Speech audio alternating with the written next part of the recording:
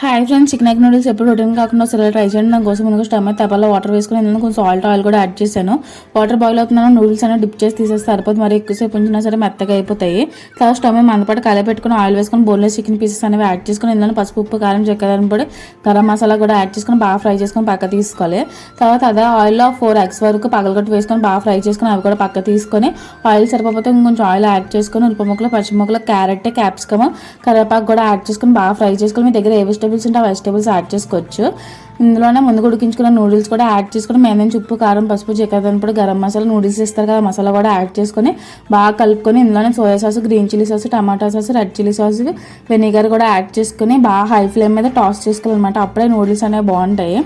తర్వాత మీద నుంచి ఫ్రై చేసి పెట్టుకున్నాం కదా చికెన్, ఎగ్ ముక్కలు అనేవి అవి కూడా వేసుకొని బాగా కలిపేసుకుని లాస్ట్లో కొత్తిమీర చల్లుకుంటే అమ్మే నూడిల్స్ అనేవి ready. Please like, share and subscribe. మీకు యూట్యూబ్ ఛానల్ ఫాలో అవడం మర్చిపోకండి ఫ్రెండ్స్. లైక్ కూడా అలా వెళ్ళిపోకండి.